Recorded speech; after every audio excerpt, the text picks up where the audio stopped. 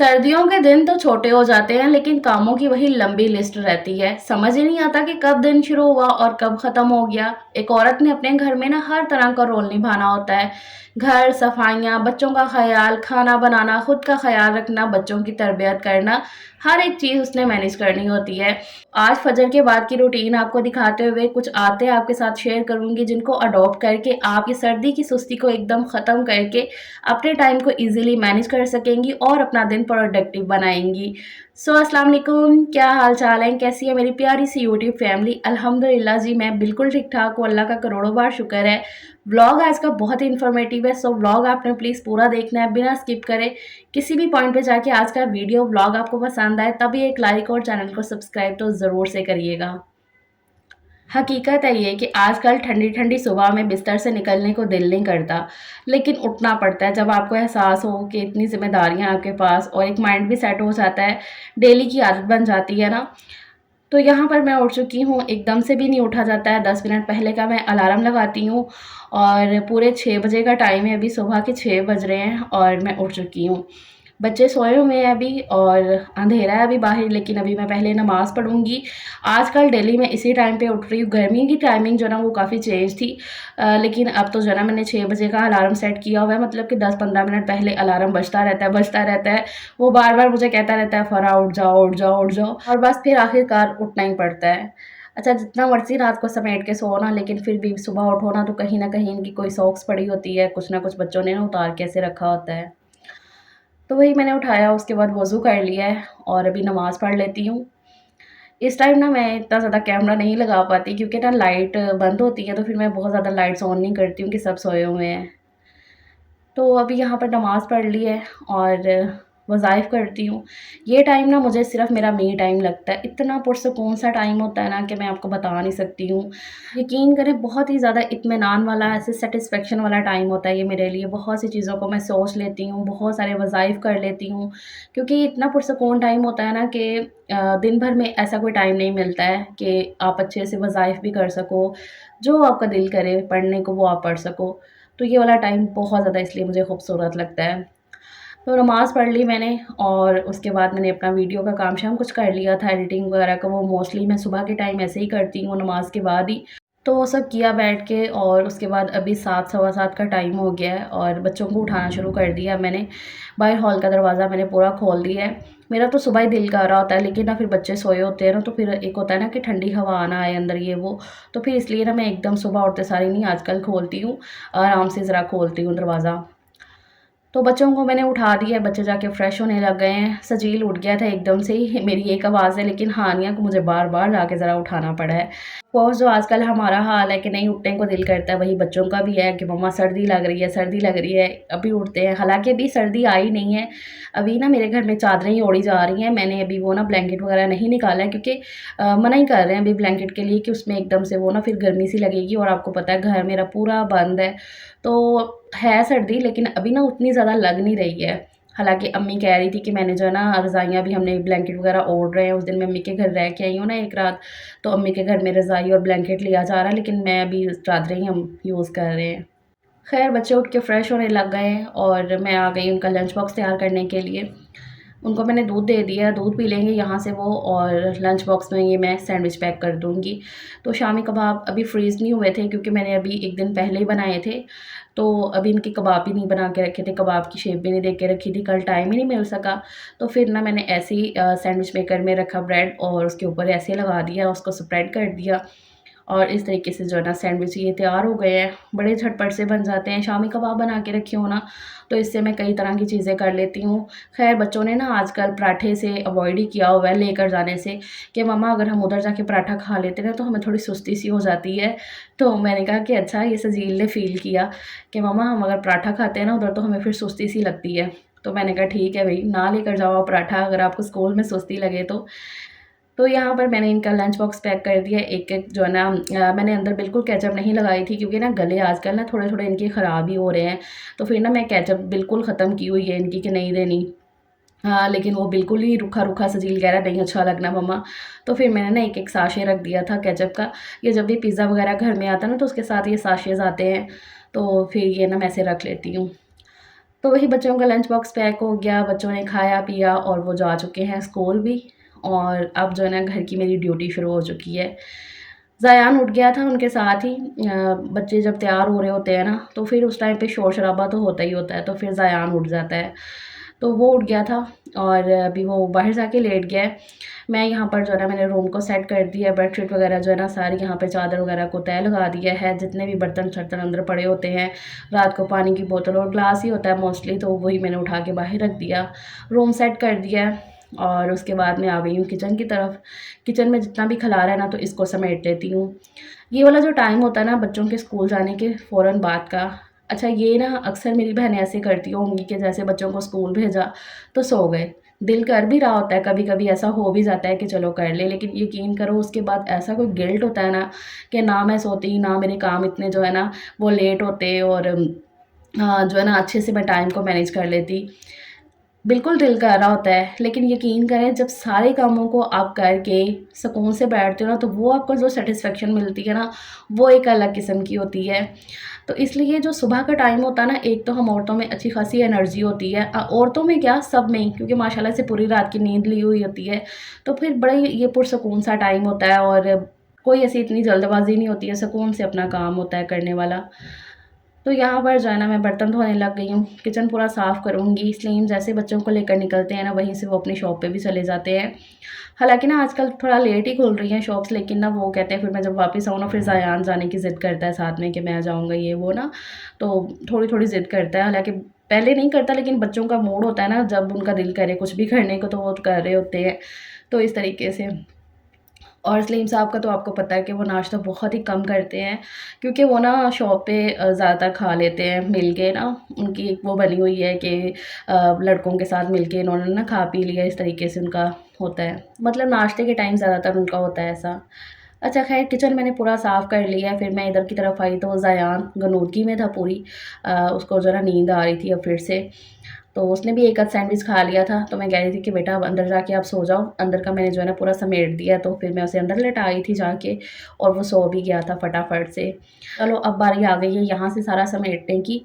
तो आजकल बच्चों का बेड हम इस तरीके से ये लगा देते हैं सोफ़ा कम बेड को ना दीवार के बिल्कुल साथ, तो सही रहता है ना, पीछे जगह काफ़ी बच जाती है।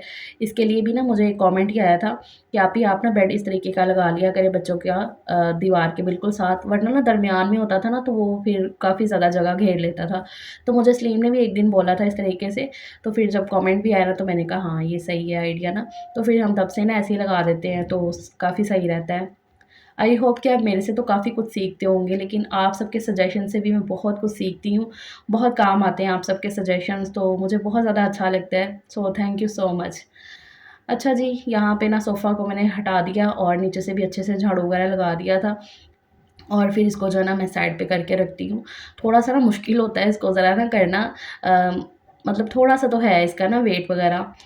तो इसकी ना जो धागे हैं ना वो ज़रा थोड़े से खुल गए हैं एक साइड के ना, तो वो भी मैं कह रही थी कि इनको भी सिलाई लगाऊँगी। इनके ऊपर मुझे कवर भी चढ़ाना है, कपड़ा ला के रखा हुआ है, लेकिन सीने का टाइम ही नहीं मिल रहा मुझे।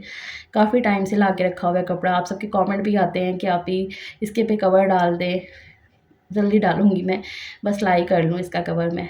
फिर मुझे याद आया, कल ही भी सजील कह रहा था कि मम्मा आप पर्दे इसके ना यहाँ पर चेंज कर दो हॉल के, क्योंकि ना फिर ठंडी हवा सी आती है। तो मैंने कहा कि चलो आज ये भी कर लेती हूँ, क्योंकि इसका ना पर्दा ये पुराना ही नेट वाला ही है, मतलब कि गर्मियों वाला जो पर्दा होता है ना, यही वाला डला हुआ था इधर। तो फिर अभी मैं ये उतारूँगी और दूसरे वो जो मोटे वाले पर्दे हैं ना वो ज़रा डालूँगी। सर्दियों के हिसाब से ना ये वाले पर्दे सही रहने हैं। तो ये मैं 2 डालती हूँ, जो नेट का पड़ा है ना पर्दा वो है भी एक और वो थोड़ा-सा बड़ा है, तो वो एक भी चल जाता है, लेकिन ये वाले मैं 2 डालती हूँ। एक तो ये अच्छे लगते हैं 2 डले हुए ना, तो इसमें काफ़ी वो आ जाते हैं, सिलवटें सी आ जाती हैं। सिलवटें ये वो डिज़ाइन सा बन जाता है, तो वो अच्छा लगता है। एक भी चल जाएगा, लेकिन मैं 2 ही डालती हूँ। ख़ैर जी पर्दे लग चुके हैं, अब जितने भी कपड़े निकले हैं ना धोने वाले, ये पर्दा हो गया और जो भी बच्चे उतार के गए हैं, तो वो सारे मैंने ये टोकरी में डाल दिए हैं। आजकल मशीन जो है ना वो मैं लगाती हूँ संडे के संडे, मशीन ही लग रही है मेरे घर में, क्योंकि बच्चों के सारे यूनिफ़ॉर्म जो है ना वो धुल जाते हैं संडे को फिर। और दूसरा जो है ना स्लिम भी घर पे होते हैं तो वो भी हेल्प हो जाती है। और मैं आराम से ना कोई मतलब कि 10-11 बजे जाके तब मशीन लगाती हूँ जब ज़रा धूप निकल आती है, क्योंकि सुबह-सुबह तो अच्छी खासी ठंड होती है और मशीनें आपको पता है मेरी छत पे पड़ी हुई हैं। तो हालाँकि मैं ज़्यादातर जो है ना सुबह के टाइम ही लगाती थी, लेकिन अब जो है ना वक़्त के साथ-साथ अपनी चीज़ों को अपने तरीक़ेकार को ज़रा चेंज करना पड़ता है, क्योंकि अभी अपनी भी हेल्थ सही रहनी चाहिए। हम खुद सही होंगे तो हम अपने घर को अच्छे से रख सकेंगे। तो आराम से मैं 10-11 बजे जाके मशीन लगा लेती हूँ। और बच्चों के जो यूनिफ़ॉर्म है ना मैंने इसीलिए 2 से 3 रखे हुए हैं। 3 यूनिफ़ॉर्म उनके 3 जोड़े हैं। माशाल्लाह से तो पूरा वीक चल जाते हैं यूनिफ़ॉर्म ना, तो एक ही दफ़ा धुले और फिर पूरा वीक जो है ना वो वही पहनते रहते हैं। तो फिर इसलिए ना 1 हफ़्ते बाद ही जाके कपड़े धुलते हैं। ख़ैर जी, वो सब करके उसके बाद अब मैं झाड़ू लगाना शुरू हो गई हूँ अंदर से लेकर बाहर तक पूरा।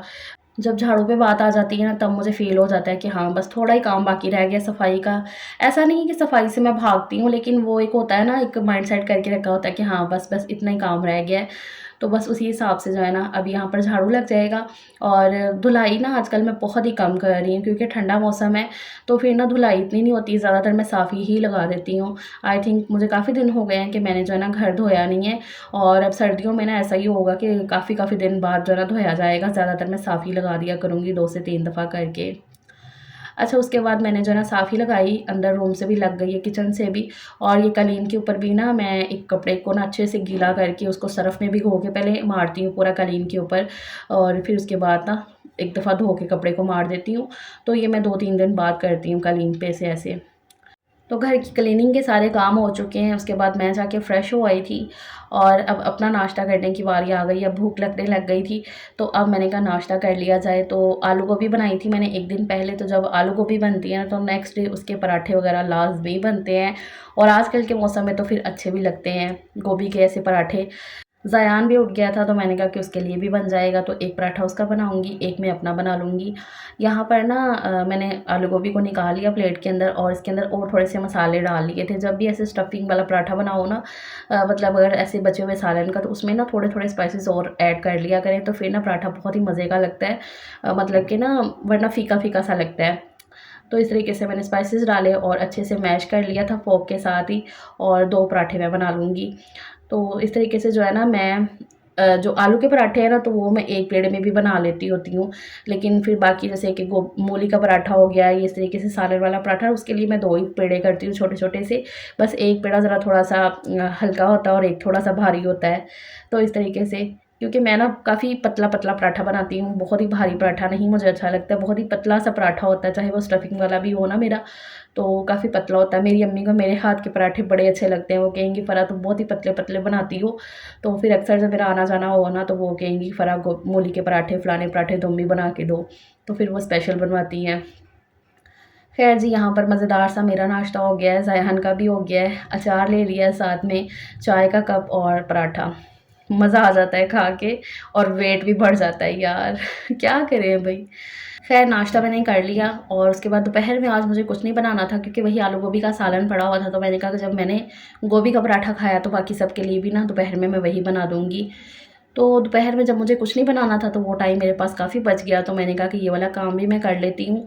ये वाला बैग काफ़ी दिन से नीचे उतरा हुआ है ऊपर से, अलमारियों में से। ये इसमें जो है ना जितने भी शादियों में पहने जाने वाले कपड़े हैं ना वो हैं मेरे। तो लास्ट ये जो शादी गुज़री है उसके लिए फिर ये निकाला था बैग, तो इसमें से एक एक जो जोड़ा निकला था शादी में पहनने वाला, वो अब मैंने कहा वापस रख दी। इसको मैंने धो लिया था और लास्ट टाइम ना ऐसे कपड़े ना इसके ऊपर उधेल दिए थे, मतलब कि कुछ भी सेट करके नहीं रखे, क्योंकि वो मैं ढूँढ रही थी कि मैं क्या पहनूँ अपने लिए, निकालने के लिए वो निकाला और बाकी ऐसे ही ना रख दिए। मैंने कहा इनको मैं बाद में करूँगी। तो आज मैंने कहा ये वाला काम मैं कर लेती हूँ, क्योंकि फिर ये वाला बैग जो है ना स्लीव से मैं ऊपर रखवाऊँगी। हालाँकि नेक्स्ट मंथ में भी ना शादी एक आ रही है हमें, तो मैंने कहा उसके लिए मैं देख लेती हूँ, अभी निकाल लूँगी और फिर एक ही दफ़ा मैंने ये बैग ऊपर रखवा दूँगी। ये बैग मेरी शादी का है, काफ़ी मज़बूत है, बस इसकी हालत थोड़ी-सी ख़स्ता हो गई है। जब ये शिफ्टिंग के टाइम पे ना तब इसकी हालत थोड़ी-सी ख़स्ता हुई है, तो बाकी है काफ़ी ये मज़बूत और बड़ा है, काफ़ी इसमें जो है ना कपड़े आ जाते हैं और मैंने तब से इसमें ना शादी के ही अपने सारे जोड़े रखे हुए हैं।